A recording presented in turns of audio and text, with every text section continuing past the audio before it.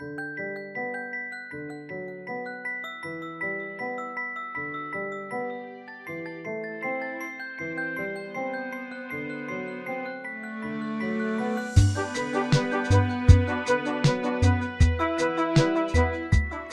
vous appréciez nos discussions, n'hésitez pas à les aimer et surtout à les commenter. On aimerait vraiment savoir ce que vous en pensez. Et vous pouvez aussi vous abonner pour ne rien manquer. Merci et bonne écoute. Bonjour, bonsoir, bienvenue à Maudite Marge, le podcast sur la marginalité et la jeunesse dans Marge 12-17. Ici Tristan au micro, le directeur, et je suis en mode solo aujourd'hui. Et j'ai deux merveilleuses personnes devant moi qui vont parler d'un sujet qui est assez au cœur de tout ce qu'on fait. On l'a déjà un petit peu abordé, mais on va aller plus en profondeur aujourd'hui. On a parlé de la fugue dans le passé, évidemment, parce que c'est ce qu'on est. On a un centre d'hébergement d'urgence en marge 12-17 pour les mineurs. Mais on va aller davantage sur l'idée de l'urgence, sur l'idée de l'hébergement d'urgence. Qu'est-ce que ça fait? Pourquoi? C'est quoi les règles un peu? D'où ça vient? Comment est-ce qu'on peut créer ça, un organisme d'hébergement d'urgence en 2025, 2026? Et qu'est-ce qu'on fait avec les jeunes en urgence? Est-ce qu'on les laisse en urgence ou est-ce qu'on essaie de développer d'autres choses avec dans leur transition à la vie adulte? Fait que tous ces beaux sujets-là qui sont vraiment au cœur de notre mission, de ce qu'on fait en marge. Et j'ai d'autres partenaires parce qu'on n'est pas tout seul aujourd'hui. J'ai deux personnes que je vais vous présenter, en fait qui vont se présenter parce qu'elles sont autonomes et empouvoirées. Donc je vais les laisser se présenter à l'instant dans l'ordre qu'elles voudront. Allez-y. Tu viens en premier. Ben, je m'appelle Valérie, je travaille à l'Artère de l'Est là, comme directrice depuis mai dernier. On a ouvert l'organisme là, très récemment. Et puis, moi, je viens de la Naudière. Ça fait 15 ans que je travaille avec les jeunes, là, plus en maison de jeunes, mais on était beaucoup dans développer l'autonomie puis devenir des adultes responsables. Donc, pour moi, c'est juste comme la continuité. Puis, j'ai toujours beaucoup aimé les jeunes, là, fait que je continue là-dessus. Merci d'être ici avec nous pour présenter un peu ta nouvelle organisation et discuter de la réalité un peu des jeunes qu'on partage. Et à côté, qui est-ce qu'on a? Bien assis confortablement, on the side un peu. C'est ça, j'ai croisé mes jambes déjà. Là. Moi, je m'appelle Lucas, je suis intervenant à l'hébergement en marge 12-17.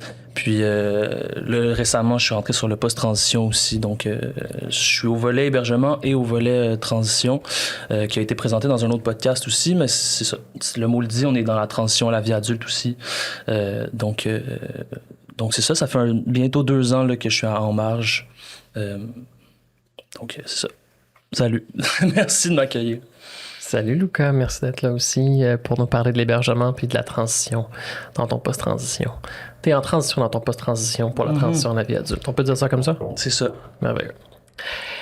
Avant d'aller dans le cœur du sujet, on a toujours une tradition ici et là je suis bien content parce que je les vois les objets puis je me demande un peu c'est quoi la description qui s'en vient parce que si vous avez déjà écouté ne serait-ce qu'un épisode, on a une toile de la marginalité juste derrière nos invités, un décor qui est en croissance, en mutation et il devient plus que la somme de ses parties peut-être après 3 saisons-ish. Donc ce sont des objets qui représentent la marginalité pour nos personnes invitées.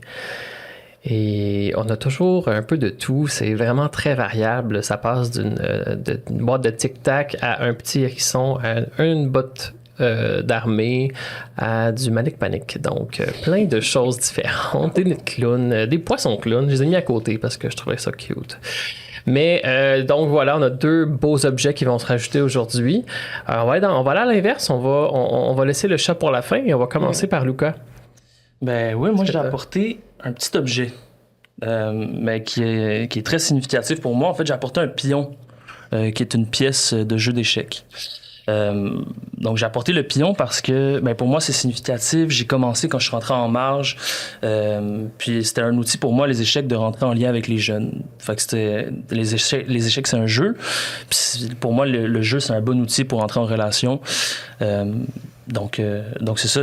Quand je pense à mes débuts en marge, je pense aux games d'échecs que j'ai joué avec les jeunes, puis c'est ça m'a aidé à entrer en lien avec eux autres, à développer une relation, tout ça. Donc, on pourra en parler plus tard, là, de créer du lien avec le jeu. Mais ça a été comme ma porte d'entrée en marge. Puis Puis là, j'avais aussi réfléchi à quelle pièce je voulais apporter. Est-ce que c'est le pion? Est-ce que c'est le roi, la dame, le cheval? Ils ont comme tout un rôle spécifique puis des pouvoirs, si on peut le dire comme ça, qui viennent avec. Le pion, en fait, je me suis dit que j'allais prendre le pion parce que, un peu comme nos jeunes, je pense que le pion peut être sous-estimé. Je pense que à la base, on peut penser que c'est une pièce qui est un peu inutile, mais le pion, en fait, est une des pièces les plus importantes sur le plateau de jeu. En fait, le pion a aussi son propre pouvoir, où est-ce que lorsqu'il arrive de l'autre côté de l'échiquier, il peut se transformer en n'importe quelle pièce. Donc c'est ça que je trouve intéressant derrière le pion. Puis c'est ça. C'est pour ça que j'ai décidé d'apporter cet objet-là. Sous-estimé, mais il y a beaucoup de potentiel. Ouais. C'est un peu ça. Puis il y en a plusieurs aussi. Est-ce qu'il y a une raison pourquoi le noir plutôt que le blanc? Les blancs commencent toujours. Je me suis dit que j'allais apporter une pièce noire. Je sais pas, je pense pas qu'il y a de raisons particulières, mais il pourrait en avoir une signification. Ouais. Insérer commentaire antiraciste ou quelque chose comme ça. Ça pourrait être ça. On peut l'insérer là-dedans. OK. Ouais. On va demander au montage de nous faire ça. Merci, Lucas. Donc, c'est ça. Puis, on reste dans le noir aujourd'hui avec Valérie qui nous a amené... Wow! C'est qui, ça? Mais j'ai amené un chat noir parce que j'ai décidé que c'était les chats mis à part. Tu sais, parce que je fais un lien avec le fait que la marginalité, comme les gens ont une perception de ce que c'est, puis c'est ça qui fait peur ou c'est ça qui est comme... Tu sais, cette perception-là, mais en même temps, ça parle aussi d'unicité. Puis les chats noirs, tu sais, là, j'ai fait des recherches statistiques, mais il y en a pas. Fait que... mais c'est les chats les plus abandonnés, tu sais, c'est la plus gros taux de représentation à la SPCA. Ah oui, OK. Parce que, ben, c'est malchanceux, des chats noirs, faudrait pas avoir ça. C'est dangereux. Fait que moi, je trouvais que ça faisait état un peu de la marginalité d'un chat. Pourtant, ça reste un chat. Tu sais. Puis, c'est... Pour moi, tu sais, je faisais un lien avec comme l'humain. Marginal reste un humain. Puis comme on peut en prendre soin. Alors, c'était mon lien. C'est pour ça que j'ai amené un chat noir. Ils font peur. Un peu. Les gens ont peur. C'est parce que ça représente la malchance. Ça représente comme... C'est ça. Mais comment il peut représenter la malchance? Avec ses yeux jaunes. Voyons. Il est beau. Ben, merci pour ce beau don. C'est vraiment merveilleux. Je pense qu'il va mettre de la vie. Puis je pense pas ajouter beaucoup de malchance dans nos amis derrière. Il y a une patate aussi, un hérisson. On commence à avoir une panoplie d'animaux. Donc, moi, j'aimerais que ça ajoute de la douceur. Ben, clairement. Merci beaucoup. Ça me fait plaisir. Puis t'as un autre chat aussi sur ton chandail? Ben oui, je suis dans la thématique sans y avoir trop pensé, mais j'espère que ça va bien, vous. Ben oui. Eh oui, ça va bien. Ça va bien, Lucas? Ça va très bien, merci. C'est parfait, ce chandail-là. Ben oui. C'est la belle thématique, sans être parlé quand même. On est dans les mêmes thèmes un petit peu d'objets ou de personnes sous-estimées qui ont beaucoup de potentiel au final. Hein? Exactement. Rentrons dans le vif du sujet. L'hébergement d'urgence. Peut-être que ça va être peut-être pas si nécessaire pour plusieurs des personnes qui vont écouter de comprendre c'est quoi l'hébergement d'urgence, mais j'aimerais quand même qu'on mette la table sur qu'est-ce que c'est. C'est qui les jeunes, en fait, qui viennent nous voir dans ces hébergements d'urgence-là? Pourquoi ils sont dans cette situation d'urgence? On parle de fugue, on parle de mise à la porte. Mais j'aimerais vous inviter à aller peut-être un peu plus dans le détail de la réalité de ce travail-là direct. On reste vraiment dans l'hébergement d'urgence. Parce qu'il y a quand même des personnes qui ont peut-être moins idée de ce qu'on fait. Puis j'ai envie que ce soit quelque chose, un épisode qui puisse permettre aux personnes qui connaissent peut-être un petit peu moins cette réalité-là de vraiment se former peut-être là, sur l'hébergement d'urgence. Si vous connaissez déjà c'est quoi, on va vous dire que vous pouvez skipper à telle minute peut-être de l'épisode et on va commencer à parler d'autres enjeux peut-être. Mais l'hébergement d'urgence. Je vais y aller avec Lucas pour commencer. Lucas, en marge, l'hébergement d'urgence, ça ressemble à quoi? L'hébergement d'urgence, ça ressemble à quoi? Ben, je pense que ça dépend toujours du point de vue. Est-ce que c'est du point de vue de l'intervenant, de la personne qui est à l'intérieur de l'hébergement ou de la personne qui arrive pour la première fois à l'hébergement? Parce que je pense que je me suis toujours posé la question, ça ressemble à quoi pour un jeune la première fois qu'il vient à En Marge? Parce que nous, on est dans un ancien presbytère à En Marge.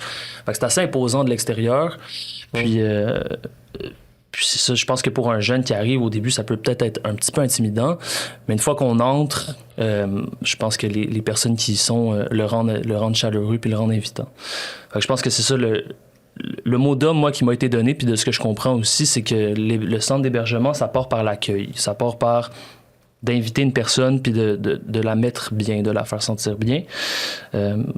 Donc c'est ça. Notre rôle, je pense que c'est d'accueillir les jeunes puis d'essayer de les mettre à l'aise. Puis, Ils ressemblent à quoi un peu les jeunes qui vont venir à l'hébergement d'urgence? On a beaucoup de profils de différents, mais c'est sûr que c'est des jeunes qui sont en situation de marginalité, là, si on peut le dire comme ça. En marge 12-17, ça s'appelle pas comme ça pour rien.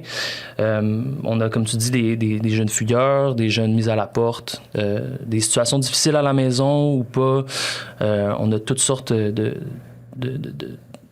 profils. Mais c'est ça. Moi, c'est ça que j'aime bien dans mon travail, c'est que je pense qu'on peut toucher un petit peu à beaucoup de réalités différentes.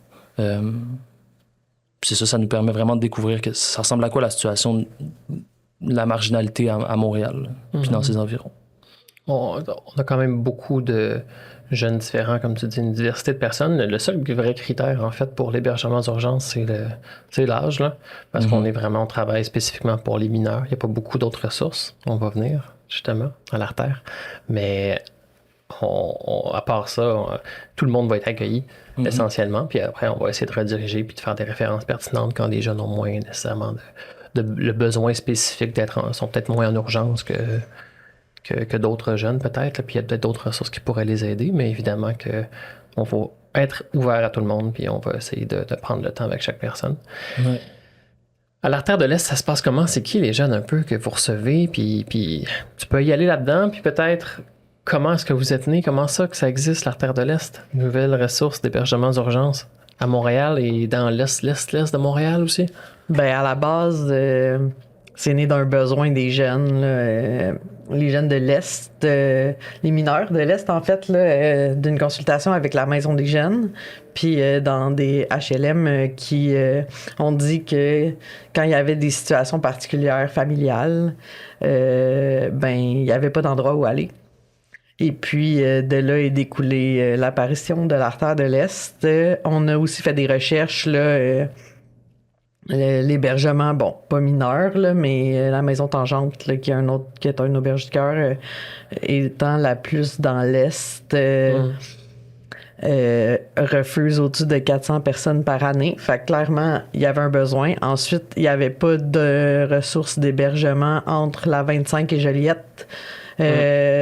C'était un immense trou de service, là, ce qui faisait que les jeunes étaient très, très déracinés puis perdaient leur réseau en situation de rupture familiale. Et puis, c'est ça, les jeunes, ben souvent, ils voulaient pas être déracinés, fait qu'ils dormaient entre deux portes d'un bloc appartement où leurs amis leur ouvrent la porte puis ils dorment.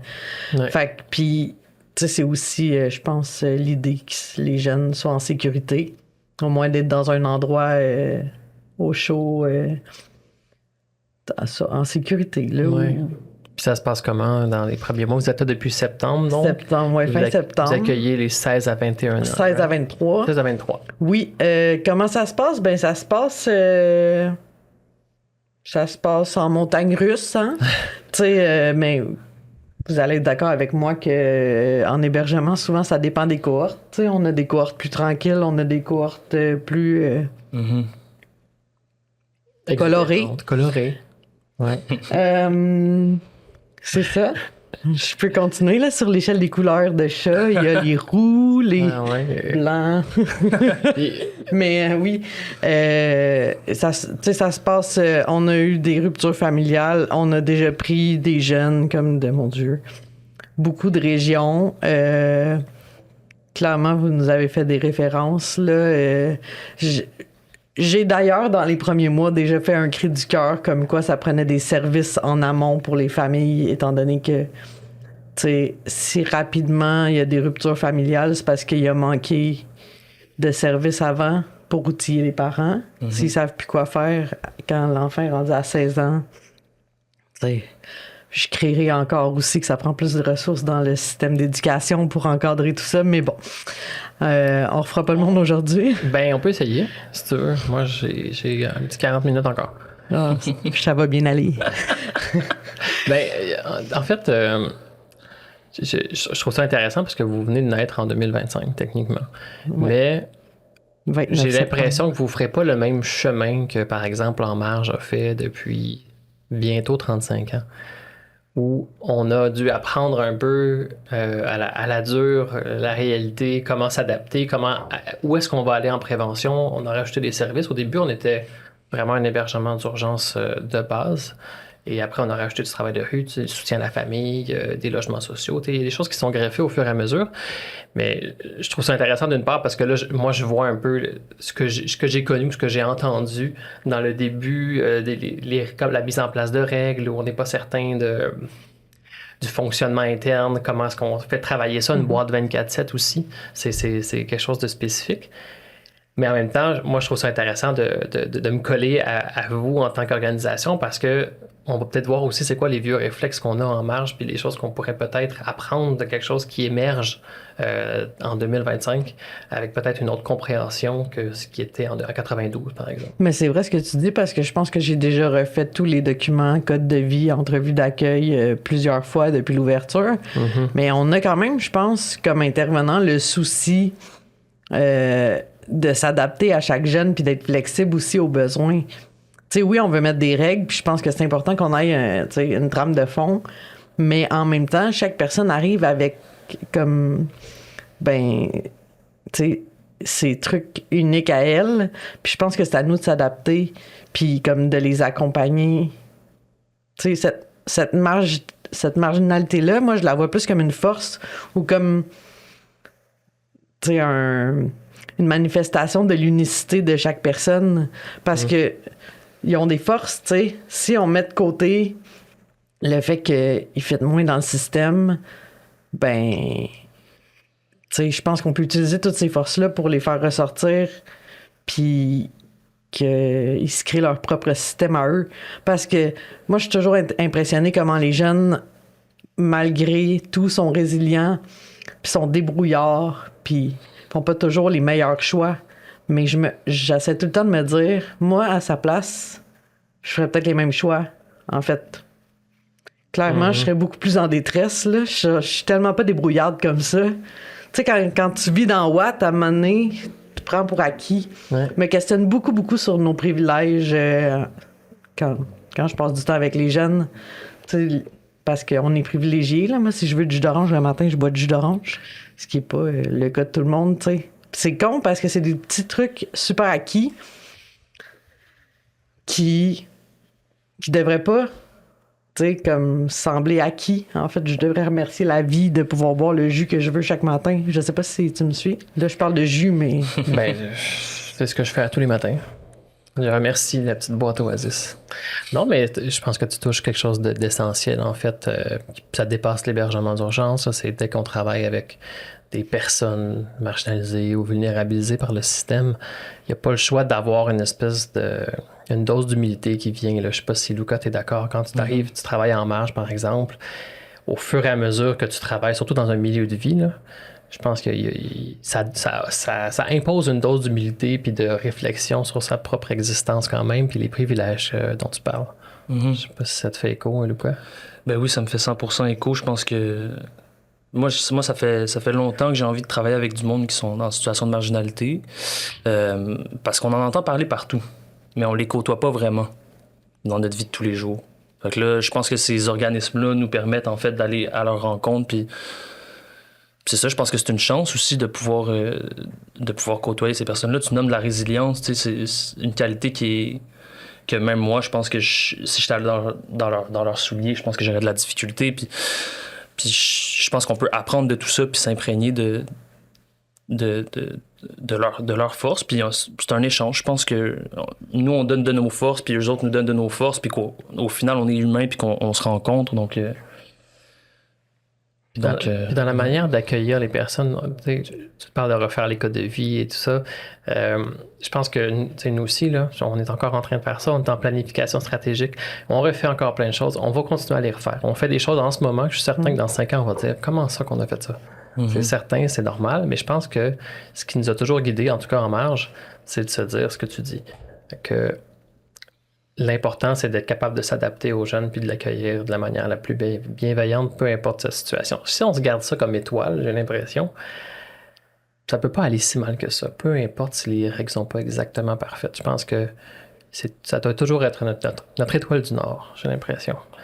Moi, je me donne comme défi d'être l'adulte différent de ce qu'ils ont connu des autres adultes. Tu sais, j'essaie de garder ça en tête tout le temps parce que souvent, c'est des jeunes qui ont eu des très mauvaises expériences avec les adultes. Tu sais, nous, sûrement vous aussi, là, mais nous, on a beaucoup de jeunes qui ont passé leur vie dans le système, là, centre jeunesse, hôpitaux. Donc, ils en ont vu là, des adultes qui leur disent quoi faire, puis qu'ils savent donc bien mieux qu'eux qu'est-ce qu'ils devraient faire, puis comment ça devrait marcher. Puis, des fois, ils n'ont plus confiance en l'adulte, puis moi, j'aimerais ça leur redonner confiance. Puis des fois, ça passe par, juste pas savoir, puis comme se laisser guider par où le jeune veut t'amener. L'authenticité aussi dont tu parlais, je pense, tout à l'heure. Le fait d'être authentique puis d'admettre qu'on n'a pas toutes les réponses, des fois, ça se peut que c'est presque le premier adulte qui va avoir admis ce genre de choses-là. Tu sais, en direction, là, mettons... Mettons, là, on jase. Ben oui. Revenu Québec te demande une nouvelle affaire. T'as-tu déjà fait ça? Ben non, mais tu vas appeler, tu vas demander, puis on trouvera comment. Ben, tu sais, c'est la même chose, là. Parce que, tu sais, nous, on a dû remplir une première demande d'aide sociale. Hey, moi, dans mes privilèges, j'avais jamais fait ça, puis probablement que je ferai jamais ça de ma vie. Bon, je touche du bois, là. Mais puis ça serait pas grave, de toute façon, on s'en fout.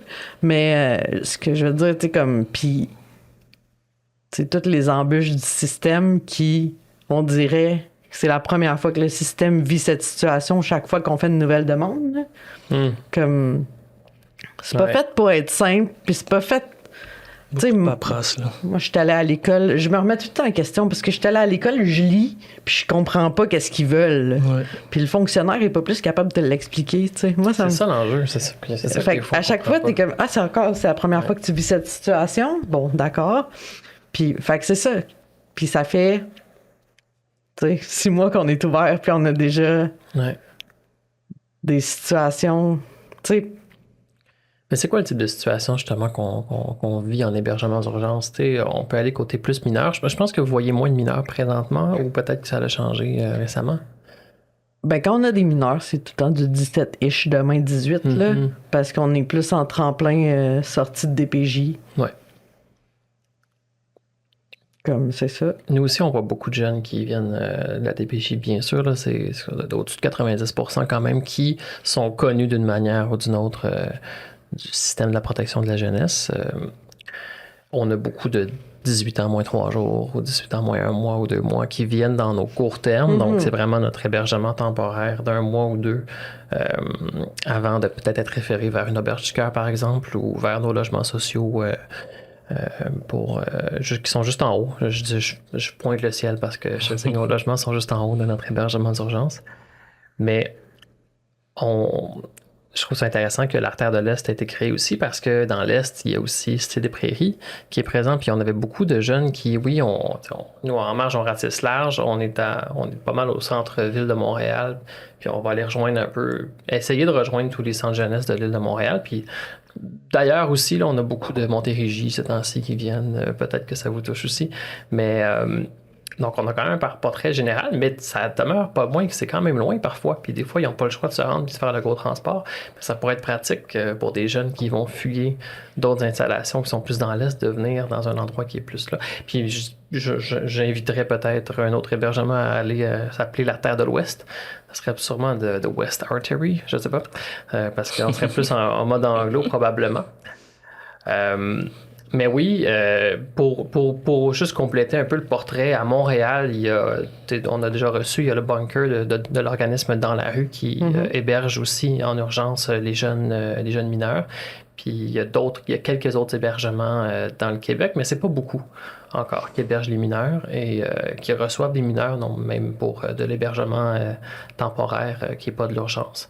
Donc le fait d'avoir la Terre qui arrive présentement, c'est quand même un gros coup, puis on est bien content, puis on souhaite pouvoir un peu se soutenir mutuellement, j'ai l'impression. Puis, est-ce que vous avez des contacts un peu avec les centres jeunesse pour permettre un peu ce lien-là, vous faire connaître? C'est un peu ce qu'on fait des fois aussi pour que nos travailleurs de rue ou que notre hébergement en soi soit connu. Comment ça se passe, vos liens? Oui, j'ai déjà abordé la fugue avec Cité des Prairies puis avec Mont-Saint-Antoine. Qui est situé à Honoré-Beaugrand. Oui, tout à fait. Donc, c'est pas mal nos deux bests, là. Fait que c'est ça. Qu'est-ce qu'on va faire en fugue? Comment on gère la confidentialité malgré le partenariat? C'est intéressant. Mais oui, on est déjà connectés. Tu sais, c'est sûr qu'il y aura peut-être comme plus de travail à faire, là, mais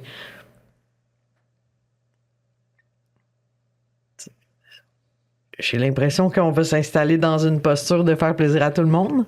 Tu sais, posture collaborative. Oui. Oui, c'est ça. Pour les jeunes, mais pour aussi les centres jeunesse. L'idée, c'est que les jeunes sont en sécurité, puis je pense qu'on a tous le même objectif, il faut se concentrer là-dessus. Après ça, comment on peut travailler? Mais on est déjà en partenariat, puis on discute déjà de comment on va faire. Mais c'est intéressant, on a 3... moi, je trouvais ça important. Dès l'ouverture, on a 3 futons dans le salon qui peuvent devenir un point d'appui pour jeunes en fugue ou, là, on est encore pour finir ce service qui n'existe pas encore, mais comme l'idée, c'est quand même d'avoir, si un jeune a besoin d'un pied à terre pour une nuit, comme... C'est ça, là, mettre un cadre sécurisant pour tout ce qui pourrait apparaître. Présentement, ça ressemble à quoi un peu ça ressemble à qui? Les jeunes que vous recevez, c'est pour quelques mois, un peu plus? C'est 3-6 mois. 3-6 mois. Ça ressemble on fait des démarches de résidence permanente, aide sociale. On est moins dans la recherche d'emploi, là, c'est beaucoup consolidation de dettes, médiation familiale. Ou pas, là. Mais c'est ça, tu sais, de les maintenir en démarche ou un minimum en action. C'est pas toujours évident. Ben non, moi, tu sais, c'est ça qui est intéressant.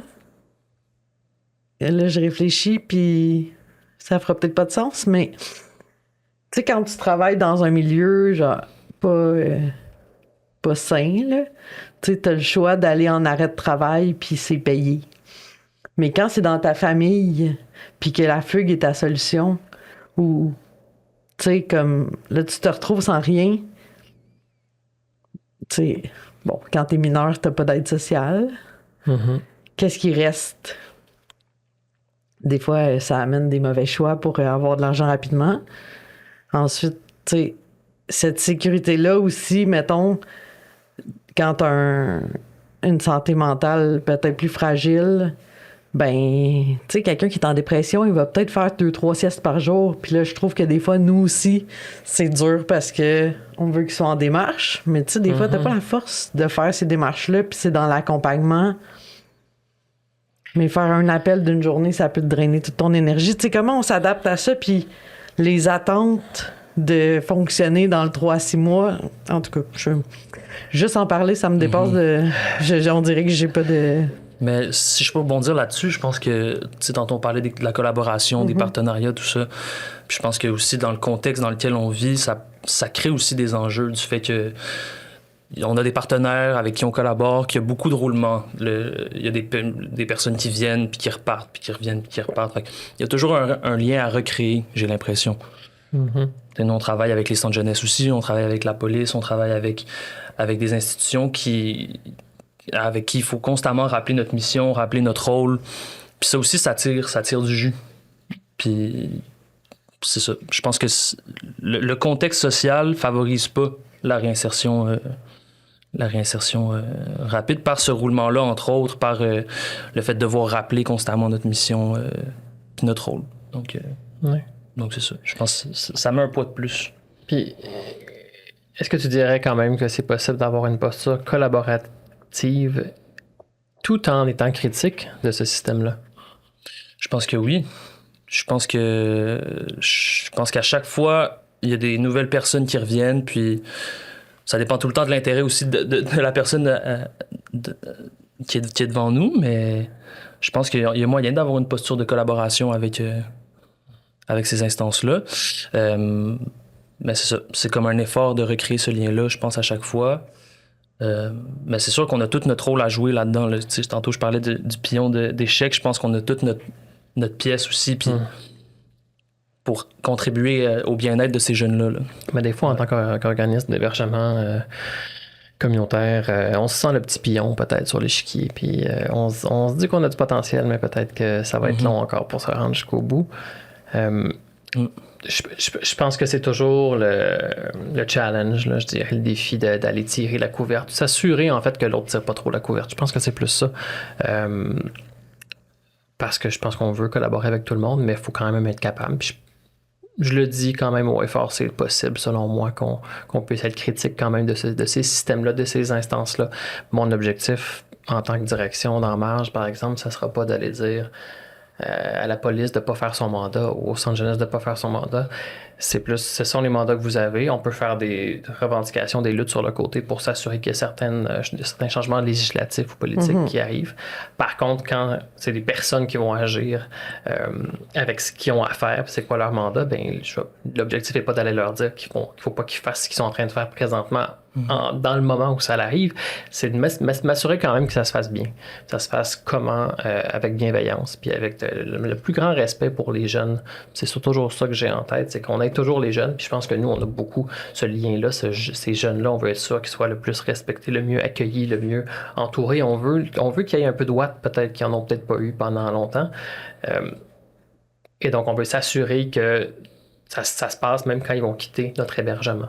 Puis que ce soit la police, les centres jeunesse, les institutions plus hospitalières, par exemple, on veut s'assurer que ça demeure quand même. Fait que il est peut-être un petit peu là notre petit bug de se dire c'est difficile un peu de collaborer parce qu'on se dit ils seront pas aussi bien accueillis. Mais je pense que c'est quand même très possible de se dire que il y a du travail à faire. Puis je pense que oui, tu dis c'est drainant, ça prend du jus. Mais c'est ça un peu notre job aussi, de s'assurer que ça demeure. Puis mettons qu'on va plus dans le concret, là, direct à l'hébergement. Là, qu'est-ce qui se passe un peu sur vos planchers? Les jeunes qui viennent, ça se passe comme un petit peu une journée un peu typique. Là, vous recevez des jeunes, qu'est-ce qui se passe? C'est quoi leurs besoins? Comment ça se passe? Puis je dirais, dès la porte d'entrée peut-être, là, qu'est-ce qui se passe un peu quand vous les recevez? Je sais pas si Lucas, tu veux y aller, peut-être? Ben ouais, je peux expliquer ça ressemble à quoi, mettons, une journée typique à En Marge, mettons, quand je travaille à l'hébergement. C'est ça, nous, on offre des nuits, mais on est ouvert 24/7. Fait qu'il y a des visites aussi pendant la journée. Fait qu'il y a tout le temps du monde qui rentre, qui partent. Mais une journée typique, ça ressemble à quoi? Ben, ça dépend si c'est la semaine, si c'est la fin de semaine. La semaine, on peut rentrer plus dans des démarches pendant la journée. Fait que des jeunes qui sont en visite, on peut céduler des rendez-vous avec eux. Mais c'est aussi juste de s'asseoir puis de jaser. C'est aussi de jouer aux échecs, de prendre un café. Mais c'est ça. On a un peu de tout. Au niveau des démarches, on peut faire des démarches d'aide sociale, de trouver des logements. On peut de trouver une job, d'aller chercher en fait ce qui intéresse la personne. Donc, mais ça se peut-tu que les jeunes n'ont pas envie de faire des démarches des fois? Ouais, c'est ça. Ça se peut-tu? Ça se peut ça vraiment. Des fois? Ben oui. Qu'est-ce qu'on fait dans ce temps-là? On les met dehors? On les met pas dehors parce que. Qu'est-ce qu'on fait, Lucas? Ben notre job, c'est ça, c'est de les mettre bien. Donc, les accueillir, puis nous, on a de la nourriture qu'on offre. On a un salon avec des instruments de musique. On On a une cuisine dans laquelle on peut faire des biscuits, on peut faire... C'est comme une petite maison en marge. Fait qu'il y a un peu de tout. Il y a... fait que c'est tout dépendant comment de ce que le jeune a envie de faire. Donc c'est ça. Pendant la journée, on a des visites. On a des accompagnements en haut au 2e étage. Puis le soir, là, c'est là où est-ce qu'on accueille les jeunes. À partir de 21h, là, on ouvre nos portes, nos chambres. Donc, les jeunes peuvent rentrer à partir de 21h. Il n'y a pas de réservation. Donc, c'est premier arrivé, premier servi. Puis, les jeunes ont jusqu'à 2h du matin pour rentrer. Puis, à 10h le lendemain matin, ils doivent requitter pour leur journée. À ce moment-là, nous, c'est là qu'on fait appel à nos collaborateurs, partenariats. Donc, on contacte les centres jeunesse, les familles, tout ça, pour créer un lien avec ce réseau-là. Et par obligation, parfois aussi, légale aussi, d'avertir les parents, c'est les tuteurs légaux, en fait, là, de où est-ce qu'ils sont les jeunes, c'est certain, là. Pour rappeler, si jamais les gens n'étaient pas au courant, on a aussi un processus de 3 nuits où est-ce qu'on se laisse une petite marge de manœuvre quand une personne arrive nouvellement, inconnue de la ressource, puis probablement aussi des centres jeunesse, on se laisse quand même un certain temps. 3 nuits pour s'assurer de bien connaître la situation du ou de la jeune.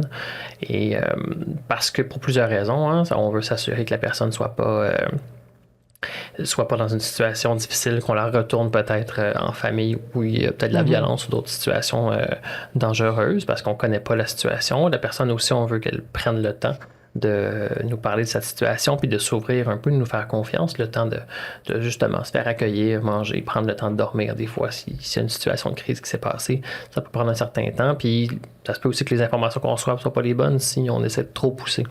Puis ça touche un petit peu à... Puis ensuite, après les 3 nuits, on fait les contacts à chaque nuit que la personne va venir une fois qu'elle est connue. Mais on se donne quand même cette marge de manœuvre au début parce que sinon, cette personne risque de juste partir, de ne pas vouloir rentrer parce que c'est ce qu'on va dire dès le début. Il va falloir qu'on contacte les personnes. Ah, OK, bye. Donc, on n'a pas aidé, puis t'es parti parce que t'as eu peur que quelqu'un vienne te chercher dans la nuit. C'est ce qu'on veut éviter. Mais ça fait penser un peu à l'idée du cadre. Je pense qu'il doit être flexible. Puis je pense que c'est peut-être ce que vous vivez un petit peu en ce moment. On essaie de mettre un cadre, on s'inspire un peu des autres peut-être, mais le cadre n'a pas le choix de devenir flou. Puis je pense que c'est un mot qui revient toujours en marge. C'est flou. Puis les personnes arrivent, mais c'est flou. Puis moi, j'aime dire que c'est nuancé, puis j'aime dire que c'est flexible et que c'est variable. Mais c'est toujours flou. Il y a quand même cette perception qui demeure que c'est flou, mais c'est parce que je pense qu'il y a une volonté que demeure cette adaptabilité pour les jeunes, puis on ne sait pas trop comment la quantifier, comment la cadrer, comment la structurer pour que les gens puissent appliquer quelque chose. Puis la réalité, c'est qu'on ne peut pas faire ça. Puis ça prend peut-être un peu d'expérience, puis un peu de confiance aussi dans ses capacités d'intervention pour être capable de jouer un peu avec les règles qui sont établies pour dire, ça a du sens, puis sinon, on va essayer d'en parler entre collègues pour voir qu'est-ce qu'on fait avec telle situation, parce que oui, il y a toujours des situations qui sont nouvelles puis qui arrivent puis on sait pas trop quoi faire avec. Fait qu'on essaye toujours de s'adapter puis en gardant, comme je disais tantôt, l'étoile du Nord qui est s'assurer que le jeune soit respecté, bien accueilli puis qu'on s'adapte le mieux possible à sa situation. Et je pense qu'au fur et à mesure peut-être de votre évolution, il y aura peut-être ces changements-là puis de s'adapter. Puis j'ai l'impression que ça va devenir de plus en plus flexible parce que sinon, c'est que les jeunes n'entreront pas là-dedans puis peut-être ça va créer d'autres taux de services aussi. Fait que c'est pour ça qu'on faut pas aller trop au large et se dire on va accueillir tout le monde tout le temps dans tous les contextes, mais faut trouver c'est quoi notre terrain de jeu, j'ai l'impression. Comment est-ce que vous naviguez là-dedans, Valérie, en ce moment? Puis comment vous voyez peut-être l'été qui s'en vient avec le dégel tranquillement, là?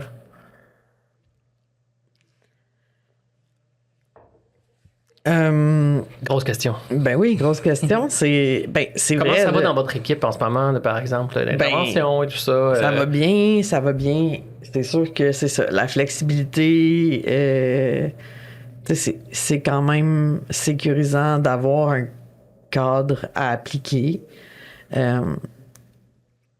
C'est vrai qu'on est tout le temps en questionnement de se demander est-ce que je l'applique tel quel, est-ce que je fais des petits accros, selon chaque jeune, selon les particularités de tout le monde. C'est plus facile de se le dire théoriquement, ben oui, je vais appliquer ça, mais là, quand tu as la situation d'un jeune qui va pas bien, puis peut-être qu'il y a des émotions qui montent pour essayer de le soutenir. On se sent empathique pour faire référence à ton chandail. Ben oui, on mais a envie de soutenir, puis là, c'est difficile peut-être d'appliquer telle règle, puis on se dit, on questionne la règle.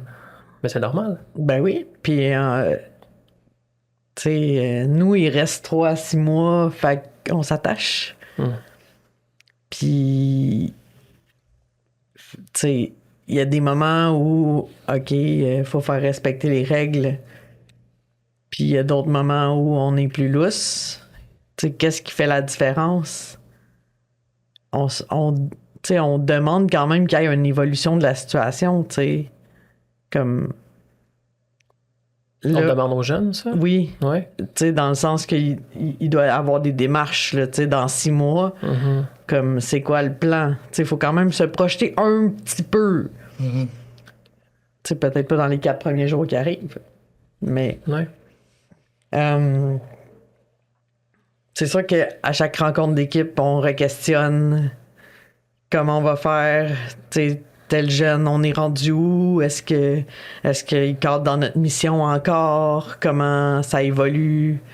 Tu sais, puis les enjeux familiaux. Tu sais, qu'est-ce qu'on met en place pour faire évoluer la situation? Parce que ça peut pas juste être de la stagnation pendant les 6 mois, parce que, tu sais, dans 6 mois, on va faire quoi? Tu sais, puis il y a une telle... Tu sais, il faut développer toute une tolérance au risque puis à l'impuissance. Puis ça, c'est difficile, surtout quand t'es un intervenant neuf, là. Ça s'apprend pas sur les bancs d'école. Non, vraiment pas. Tu sais, puis comme... Pour développer tout ça, tu sais, tu t'en as parlé, Lucas, tantôt, tu sais, ça passe par le lien. Comme puis l'accueil. Je pense que les jeunes, s'ils se sentent accueillis puis qu'on a un bon lien, c'est plus facile d'accompagner dans des démarches que si t'as pas un bon lien puis qu'ils font juste vivre dans la maison puis comme faire leurs affaires comme si... tu sais, c'est leur endroit, c'est leur milieu de vie. Fait que, assurément, comme nous, là, on est genre un grain de sable dans la plage, ce qui fait que faut faire la différence. Tu sais, tu peux pas arriver travailler puis dire que t'es fatigué. Personne n'a le goût de vivre dans un endroit où les gens qui habitent pas là, comme sont un boulet puis comme viennent miner l'ambiance, tu sais, ils sont là, ils habitent là. Fait que comme toute cette posture-là de... C'est quand même un peu de pression, mais c'est un travail pour nous. Puis pour eux, c'est la réalité. Fait que, tu sais, des fois, on est fatigué, mais moi, ben là, ça paraît pas, là, mais je suis quand même... j'ai beaucoup de difficultés à rester assis longtemps. Fait que des fois, quand je suis tannée d'être dans le bureau, je descends en bas, on fait-tu des biscuits, on fait-tu des gaufres, on fait-tu des beignes. Puis là, bon. Des beignes? J'aime ça. J'aime le sucre. Vous avez une petite friteuse à beignes pour faire des Non, beignes? j'ai acheté les moules à beignes Ricardo. C'était des beignes au four. On n'est pas sponsorisé par Ricardo, juste. Ben, j'aimerais ça, en tout cas. Ouais. On lance ça dans l'univers, là, Ricardo, des ateliers de cuisine. Ouais. Ben, ça, on a des ateliers de cuisine, par exemple, avec Transition, justement. Mais, tu sais, je trouve ça intéressant que tu amènes l'idée de... Ça change. Je sais pas trop comment aller là, mais c'est sûr que c'est difficile d'attendre beaucoup des jeunes qui sont en transition imminente à la vie adulte, parce que tu parles de... Ils sont là peut-être pendant 3-6 mois, puis en stagnation un peu, mais des fois, c'est une apparence de stagnation de ce qu'on remarque aussi, parce que pour eux, peut-être que de vivre dans ce petit milieu de vie alternatif pendant quelques mois, c'est quelque chose qu'ils n'ont jamais vécu. Puis ils ont toujours... Pour beaucoup de jeunes qui vont venir, c'est pas la réalité, c'est pas la plupart des jeunes qui viennent, qui sont en centre jeunesse, qui sont dans cette réalité de placement à majorité, toujours en centre de réadaptation, mais c'est quand même la réalité des jeunes qui viennent, qui ont un passage d'itinérance jeunesse ou qui sont en fugue. Ce sont les jeunes qui vont peut-être avoir le plus d'interaction avec la DPJ, par exemple. Donc, c'est des jeunes qui ont peut-être moins d'habileté sociale ou simplement d'autonomie pour vivre dans un logement, dans un appartement, en groupe aussi. Peut-être que c'est très difficile pour ces jeunes-là. Donc, juste le fait d'être, juste le fait d'exister, c'est quelque chose en soi. Puis c'est ce qu'on a réalisé, puis je sais pas si Lucas, ce que t'en penses quand on passe un peu du mineur jusqu'à l'âge adulte, puis qu'est-ce qu'ils font? Les premiers 6 mois d'un 18 ans, généralement, ils font des démarches à ce moment-là.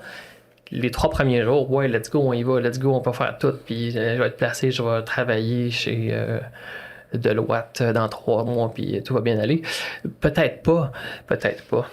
J'encourage pas nécessairement non plus, mais bon, le point n'est pas là. C'est que il y a quand même il y a un gros gap entre les attentes qui sont posées sur ces jeunes-là qui arrivent à l'âge adulte et ce qu'ils pensent qu'ils doivent dire ou qu'ils doivent faire, puis après ce qu'ils réalisent que la vie est vraiment à partir de 18 ans jusqu'à des décennies plus tard, on le souhaite. Ben, on va se le dire, là. Moi, je pense qu'être adulte, ça se passe pas à 18 ans. Moi, je pense que j'ai atteint ce niveau-là. J'avais 30 ans. Je fais encore des Legos, là, puis je joue à Pokémon. Fait que, tu sais... Ouais. Bon, ça parle aussi de ma maturité, mais... Il joue-tu encore à Pokémon? Aujourd'hui, les gens, je sais pas. Ben, moi, il y a encore du... Ben, ça se vend très bien, là, sur la Switch. Mais... blague à part, ma mère me dit encore quand c'est le temps de faire mes impôts, puis mon père m'appelle, bon, ça va être le temps de changer tes pneus, tu sais. Puis je remercie la vie que quelqu'un pense à ça à ma place. Mais je sais pas c'est quelle date qu'on change l'heure, tu sais. Je google ça chaque année ou quelqu'un me le dit. Fait que... Ben, ton Apple Watch, ça te le fait, je pense. Ouais, elle le fait toute seule, mais mon four, lui, il le fait pas. Mais ce que je veux dire, tu sais, c'est que pour nous, c'est acquis puis ça se fait tout seul, mais comme développer ça avec quelqu'un à l'âge adulte, tu sais, l'âge adulte, ça veut dire quoi, ça? C'est une grande question. Puis tu mets le point sur quelque chose d'autre d'important que les jeunes n'ont pas, c'est ce réseau-là. Tu parles de tes parents qui sont là puis qui vont te faire des rappels, ils vont te soutenir encore. Je suis vraiment chanceuse. Ça, c'est un grand privilège aussi, au-delà de l'aspect financier, peut-être des choses parfois. Ça, c'est un grand privilège d'avoir des gens qui soient des parents, des amis, des oncles, des tantes, peu importe. Mais je veux dire, peut-être, Lucas, là, par rapport à ça, les jeunes qui passent en marge, qui sont en transition vie adulte, le premier 6 mois du 18 ans, puis après, comment est-ce qu'on travaille, comment est-ce qu'on amène, en fait, les jeunes qui sont en urgence, qui sortent, qui se disent, le monde a des attentes pour moi, et de réaliser que peut-être ils en ont pas tant, puis qu'ils sont libres, mais peut-être trop libres. Qu'est-ce qui se passe, puis comment est-ce qu'on les ramène à avoir une certaine stabilité qui va être plus réelle dans les premières années de leur majorité? C'est une grosse question. Je pense pas qu'il y a de formule magique, mais je pense qu'en effet, là, comme tu dis, là, 18 ans, socialement, on est considéré comme étant un adulte responsable qui est en connaissance de ses droits. Puis... Mais il n'y a personne qui, à 18 ans, devient 100% autonome. On est encore en apprentissage. Puis même nous, on apprend tous les jours. Fait qu'il y a plein de choses qu'on ne sait pas. Je pense que c'est confrontant. En fait, surtout pour des jeunes, c'est ça, qui sont issus de la DPJ, des centres jeunesse, qui ont été dans un cadre constamment. Puis là, du jour au lendemain, en fait, il y a une coupure. Ils sont un peu laissés à eux-mêmes. Je pense qu'il y a plusieurs programmes là, qui essayent justement de les accompagner au travers de ce processus-là, de la transition à la vie adulte. En marge, on essaye de le faire aussi sur le volet transition. Comment on fait ça, la transition, de manière alternative pour ces jeunes-là? Ben, je pense que, tu sais, tantôt tu parlais du lien. Je pense que c'est quelque chose qui est un peu la base. Je pense qu'on commence par créer un lien. Quand je pense aux adultes qui m'ont influencé dans ma vie, je pense que ça a toujours commencé par l'entremise d'un lien. Je pense que c'est des personnes qui m'inspirent, qu'il y a quelque chose, c'est ça, c'est comme si ça crée une étincelle en moi, puis là, finalement, j'ai envie d'en apprendre plus sur cette personne-là, je creuse, puis finalement, ça m'aide moi aussi à me découvrir. Je pense que ça part du lien, puis par après, nous, on est dans une approche autonome là, en marge, donc on essaye d'y aller dans leur sens. Fait qu'on leur pose la question de qu'est-ce que tu as envie de faire, qu'est-ce qui a du sens pour toi, puis on essaye au plus de les accompagner, quitte à ce qu'on se casse la gueule un peu, puis c'est ça aussi de la vie, on se casse la gueule, puis on apprend, puis on se relève, puis... Enfin, je pense pas qu'il y a de formule magique, je pense que ça va beaucoup dans la confiance, dans la création du lien. Je pense que de faire découvrir des nouvelles expériences aussi, ça contribue à la connaissance de soi. Sur le volet transition, moi, j'ai comme plan, j'ai comme idée, comme intérêt, puis j'en parle beaucoup avec Ophélie aussi, mais de les accompagner à se découvrir au travers de nouvelles expériences. En tant que jeune qui a vécu dans la marginalité pendant un bout, ça ressemble à quoi les expériences qu'ils ont vécues, puis qu'est-ce qu'on peut leur faire découvrir de nouveau? moi, personnellement, ce que j'ai envie d'apporter, c'est un peu ce que moi, j'ai pu expérimenter. Depuis que je suis rentré sur le poste transition, on est allé faire, par exemple, de l'escalade. Moi, j'ai fait de l'escalade pendant un bout. J'ai travaillé dans le milieu aussi pendant un certain temps. Fait que j'ai envie de leur faire découvrir ça. Puis là, ça fait quelques fois qu'on y va. Puis je trouve ça beau, en fait, de les voir aller dans cette nouvelle expérience-là, de voir leur dynamisme, de voir qu'ils sont contents d'être là, de voir que... aïe, genre, c'est cool, il y a d'autres choses qui existent. T'sais. Puis moi, souvent, une autre phrase que j'entends des jeunes, c'est « Je suis jamais sorti de l'île de Montréal. » Je sais pas ça ressemble à quoi à l'extérieur de Montréal. Mais un peu tout le monde, on est un peu tous sortis de cet environnement-là. On a pu aller voir ça ressemble à quoi la forêt, ça ressemble à quoi les villages, ça ressemble à quoi le reste du Québec. Je pense qu'un des intérêts qu'on a sur le post-transition, c'est de les emmener à découvrir aussi le monde qui les entoure, de pas rester constamment dans la même boîte. Puis... C'est surtout dans un écosystème très urbain, très montréalais, qui leur rappelle peut-être la fugue ou en tout cas pas nécessairement les plus belles années des fois aussi. Là, fait que ça leur permet de s'ouvrir littéralement puis de découvrir. C'est pas juste d'aller ailleurs, je pense que c'est l'idée d'être en plein air, d'être en nature. Il y a quelque chose de différent aussi que ça amène. Ouais. Puis je pense que vous aussi, hein, Valérie, dans ton passé, c'est quelque chose que vous aviez en haute estime aussi. Quand je travaillais en maison de jeunes, oui, mais moi, je croyais beaucoup au sentiment d'adrénaline ou, tu sais, reproduire le contexte de liberté puis de travailler sur ce sentiment-là puis de le vivre de façon saine par l'aventure, mettons, ou la petite délinquance, là. Donc, oui, en maison de jeunes, on avait monté un programme là, où les jeunes allaient faire du rafting, puis des activités comme on leur faisait vivre des émotions, puis on terminait l'été là, par un saut en parachute.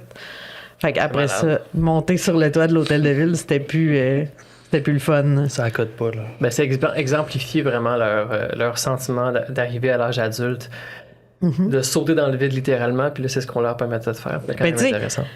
Ben oui, puis comment on peut en vouloir à un jeune qui arrive à l'âge adulte puis comme qui est étouffé par la nouvelle liberté?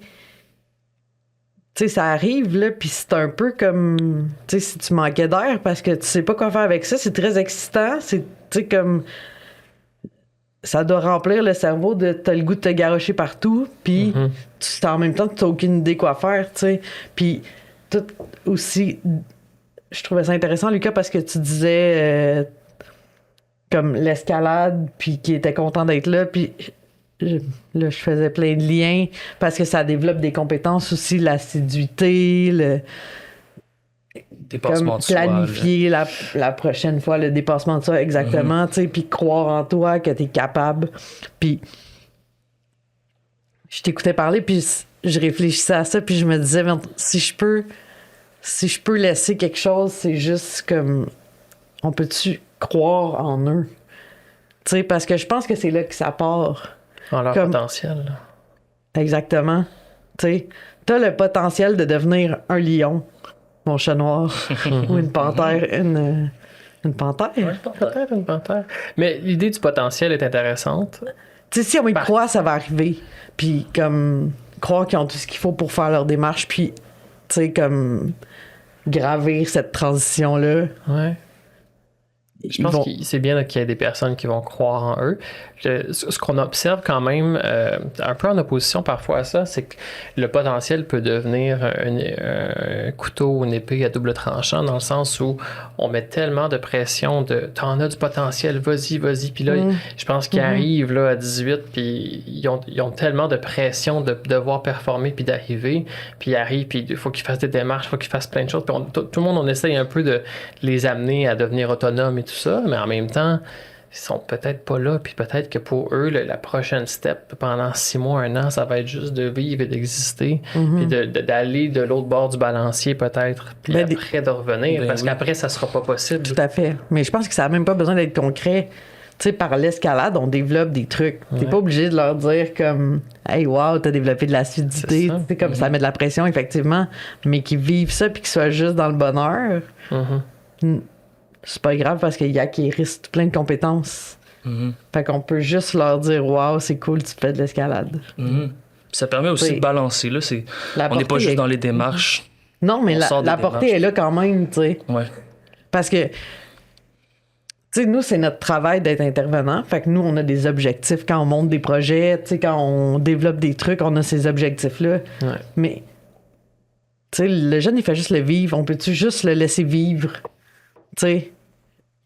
Ouais. Puis croire en son potentiel que dans ce qu'on lui fait vivre, il va développer des trucs sans être obligé de mettre la pression sur qu'il doit développer des trucs en vivant. Mm-hmm. Tu sais. C'est ça d'avoir 18 ans aussi, c'est de vivre des trucs.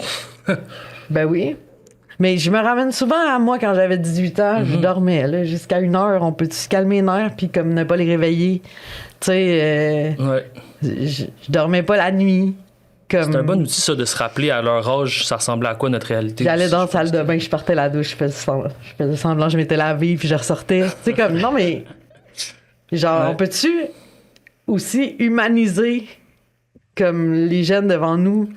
Tu sais, ils ont le droit de pas être parfaits, ils vont faire des trucs puis c'est pas grave, qu'est-ce qu'on apprend de ça? En tout cas, Mais. Est-ce que c'est difficile de mettre ça en place dans le nouvel? Ça fait quand même quelques mois et tout.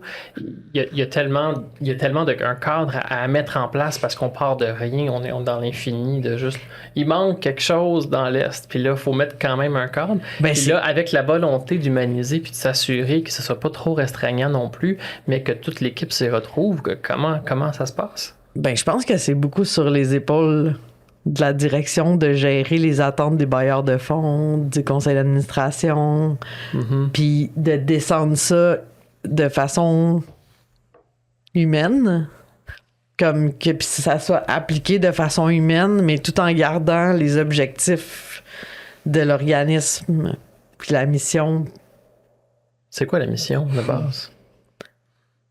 Offrir un hébergement transitoire pour les jeunes de 16 à 23 ans dans l'Est, là, quelque chose de même.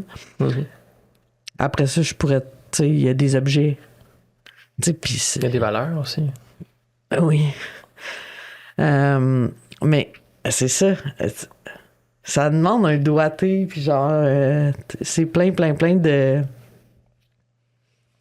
C'est gris. Il n'y a rien de blanc ou noir, là. Tout est gris, tout est une question aussi d'interprétation.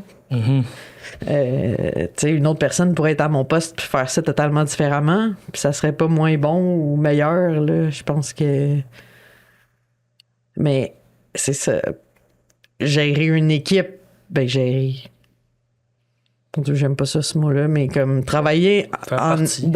faire partie d'une équipe où. Parce que c'est la même chose, là. Tu sais, être dans l'équipe où on doit faire. Tu sais, c'est tous des êtres humains avec leurs particularités, puis chacun leur marginalité, chacun leur unicité. Fait qu'on gère. Ben, on travaille en équipe de la même. Tu sais, de la même façon qu'on interagit avec les jeunes, tu sais, en étant. Un jour flexible, un autre jour moins flexible. On s'adapte. Ouais. C'est. Nous, on a un fonctionnement depuis toujours, je pense, qui est c'est d'avoir un cellulaire de soutien 24/7. Est-ce que c'est quelque chose que vous avez aussi? C'est toi qui le portes? Oui. Ouais. Ben, on est deux, là. On s'alterne une semaine. C'est bon. C'est correct, il se passe jamais rien dans ma semaine. Mais Tant mieux. ma collègue m'aimerait. Elle se fait réveiller souvent. Moi, c'est jamais arrivé. Mais oui. Puis, tu sais, des fois, c'est la solution facile d'appeler, de se détrôner d'une décision, tu sais. De gager un peu, de déterminer qu'est-ce qui est pertinent, que la personne sur le plancher peut prendre comme décision. Est-ce qu'il faut se référer ailleurs? Je pense qu'on s'améliore toujours et tout, mais c'est toujours quelque chose qui est au cœur un peu de... La situation est spécifique, puis là, on essaie de plus, tu sais, vraiment le plus possible de faire confiance. Fais-toi confiance, puis vas-y, mais vraiment, c'est plus une situation d'urgence, ou en tout cas vraiment questionnante, mais on essaie d'y aller quand même avec l'idée que... Puis Luca, tu me diras si c'est ce que tu vois aussi, mais que la personne sur le plancher, c'est son plancher un peu, puis c'est elle qui décide, parce que c'est elle qui le gère présentement pendant son 8 heures, son 9 heures de travail. Ben, c'est elle qui est là, c'est elle qui est là, le qui vit. sent le mood, qui sent l'ambiance aussi. Des fois, il faut prendre des décisions selon c'est quoi le portrait actuel, là, tu sais, je sais pas. Ben, si je me rappelle au début, quand j'ai commencé en marche, je pense que j'avais ce stress-là, justement, du flou, du gris. Parce que là, comme tu dis, on est seul sur notre plancher. Fait que c'est nous qui prenons les décisions. Quand on ouvre la porte, est-ce qu'on laisse rentrer, est-ce qu'on laisse pas rentrer? C'est quoi les questions qu'on pose pour laisser rentrer la personne? Quand la personne est là, c'est quoi le cadre qu'on met en place? Parce que le cadre, on a une ligne directrice, mais ça devient flou, là, c'est justement. Là, si on est dans des démarches, est-ce que le jeune vient juste pour chiller? Est-ce que le jeune vient juste pour chiller? Cette question. C'est ça. Puis qu'est-ce que ça ferait? Puis c'est tellement correct. Ouais. Venez chiller. Puis, Mais... tu sais, faudrait définir c'est quoi chiller, puis qu'est-ce que réellement il vient faire. Parce que chiller, je pense que c'est... Puis c'est au-delà d'en marche, puis de l'artère de l'Est, là, je pense que c'est dans... Mais la question qu'on pourrait se poser, c'est mais ce jeune-là est-il mobilisé? Parce que je pense que c'est un discours qu'on utilise beaucoup entre nous, tu sais. Ouais. Mais ben, y a-t-il des jours qu'on peut juste avoir le goût de chiller sans se mobiliser à genre 3000 solutions? Ouais, mais puis même au-delà de se mobiliser, je pense que c'est le fait de caractériser dans chiller ou dans n'importe quel autre mot valise, essentiellement, qu'est-ce qui fait, nous, c'est facile de caractériser quelque chose qui a l'air plus passif que nos attentes comme étant chiller, mais peut-être qu'il est en train de se mettre à l'aise, peut-être que aujourd'hui c'est la première fois qu'il est allé utiliser quelque chose dans la cuisine puis qu'il s'est réapproprié un peu cet endroit-là. Peut-être c'est la première fois qu'il s'est ouvert sur quelque chose, puis qui a parlé de lui ou d'une situation spécifique, mais que si tu regardes sur son 8 heures de présence, peut-être, ou dans la journée au complet, il a l'air de chiller dans la journée. Bien, peut-être que c'est pas ça. Peut-être que pour lui, aujourd'hui, c'est une journée quand même très pertinente où est-ce qu'il s'est permis à s'ouvrir davantage, puis que dans quelques autres fois, bien, les démarches vont venir parce qu'elles vont être pertinentes à ce moment-là. Ouais. C'est vrai, le chilling est nécessaire. Le chilling est nécessaire. Je suis un fervent défenseur du chilling, puis de prendre le temps de s'installer pour les jeunes. Je pense que c'est une autre étoile. J'ai une couple d'étoiles du Nord quand même, ça, de plusieurs directions peut-être, là, mais j'ai plusieurs étoiles quand même. Il faut qu'on garde pour avoir une belle constellation c'est vrai. Une vision de constellation, bref. Ouais. Moi, j'en suis venu... à la conclusion que, tu sais, 3-6 mois, ça va vite. Des fois, on a vraiment le goût de mettre de la pression, hein, parce que... Mais cette pression-là, je pense que c'est nous, là, que ça met en sécurité. C'est nous que ça rassure dans le sens que le jeune, dans 6 mois, il n'y aurait pas rien devant lui. Fait que comme cette pression-là, on se la met aussi de réussir. Puis là, ben... Tu sais, tantôt on disait c'est le fun, une nouvelle ressource dans l'Est. Ben c'est bien le fun. Tous les services sont dans le centre-ville. Fait qu'au bout du compte, les jeunes font juste comme devoir se payer une carte de puce puis passer leur vie dans le transport en commun. Fait que là, j'ai décidé. Puis là... en primeur? Non, pas en primeur, parce que... Je répète ça à tous les endroits en me disant que si je continue à y croire puis à le dire, ça va arriver, mais je voudrais ouvrir un genre de café-friperie dans l'Est qui deviendrait une genre de plaque tournante de café de rue, centre de jour, mais c'est pas cool, tu sais, appeler ça un centre de jour, fait que café de rue, puis je voulais l'appeler Fripru. Fripru. Le café de jour.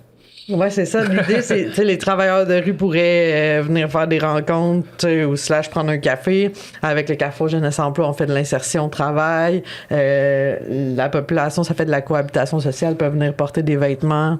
Tous les organismes peuvent venir chercher, mettons, 7 morceaux avec quelqu'un. Ça deviendrait une plaque tournante, là. Fait que ça fait même pas 6 mois que vous avez ouvert, puis on va déjà créer un autre organisme, c'est ça que je comprends? En fait, ça serait pas un autre organisme. Moi, je veux juste que l'arrondissement, je m'excuse à tous les conseillers municipaux que j'harcèle avec mon idée, qui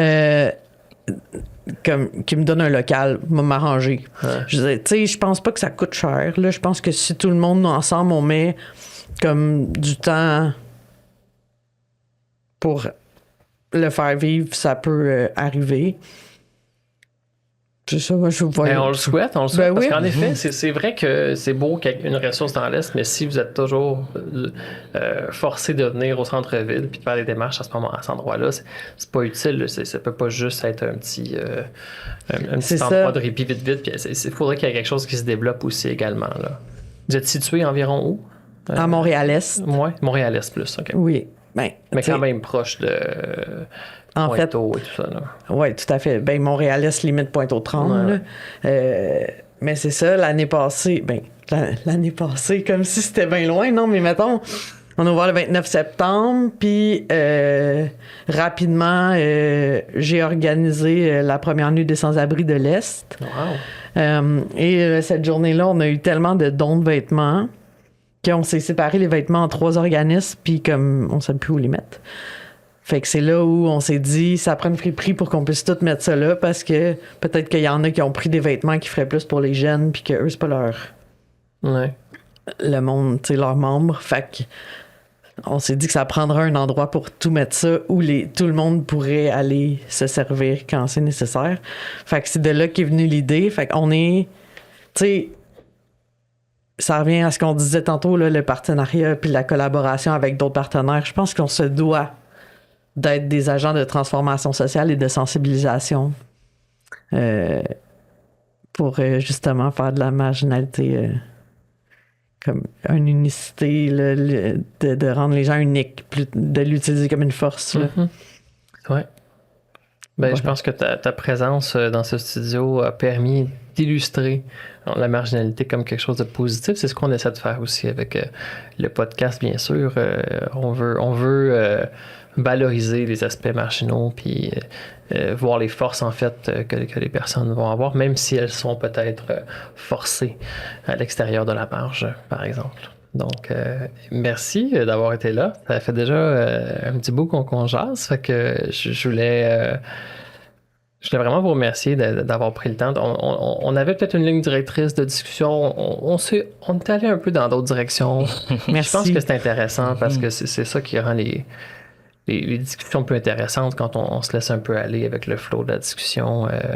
Merci de vous être prêté au jeu. Je ne sais pas si vous avez un petit mot de la fin, un élément que vous aimeriez peut-être mettre de l'avant sur quelque chose qui n'est peut-être pas compris dans votre travail, que vous aimeriez mieux illustrer peut-être pour les gens qui ne savent pas trop ce que vous faites. Quand vous dites, c'est quelque chose que c'est une des raisons pour lesquelles le podcast existe, c'est qu'il y a beaucoup de gens qui pensent que je travaille dans un centre jeunesse, même si j'explique toujours un peu ce que je fais.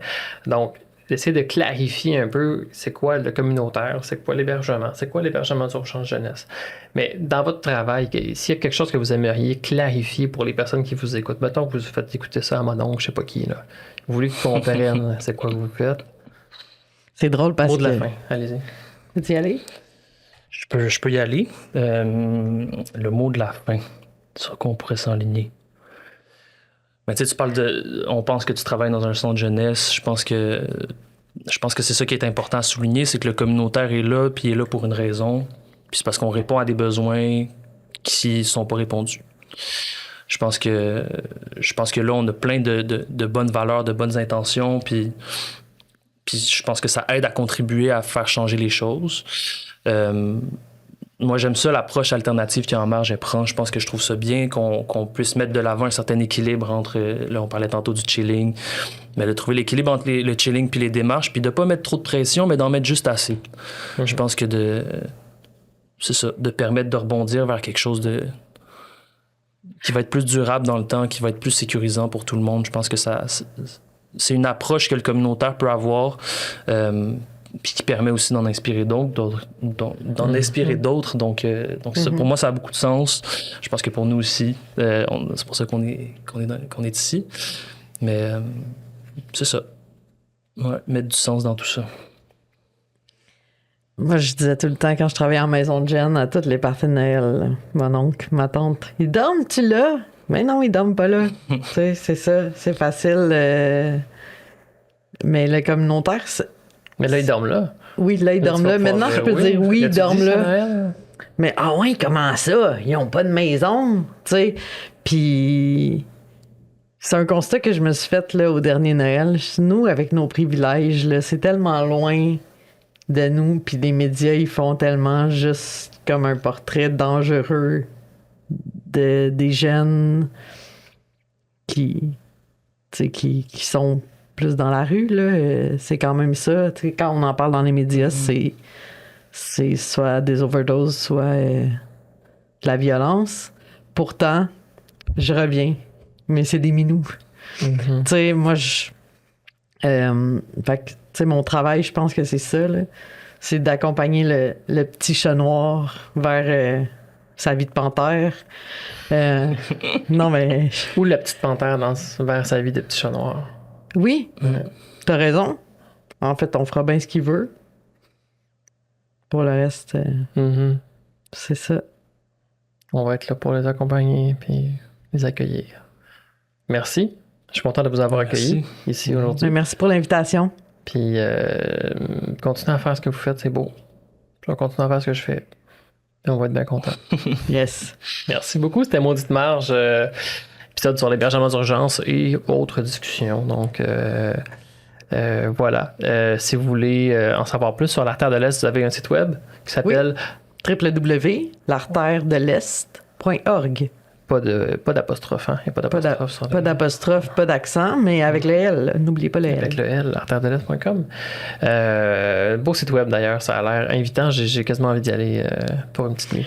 Ah oui, une très belle maison. Ouais. Je suis jamais allé voir directement, officiellement, chez des collègues. Je t'invite qui sont officiellement. allés. Ben, je vais venir vous voir dans l'Est, éventuellement. Quand il va faire plus beau, Parfait. je vais venir. Merci, Ah, Lucas, d'avoir merci. été là aussi. Puis je te souhaite des beaux projets dans la nature dans les prochains mois. J'espère qu'il n'y a pas trop de moustiques. Yes. Ouais. C'est un apprentissage au pire, c'est pas grave. Ouais. Bye, merci beaucoup. Merci. Bye.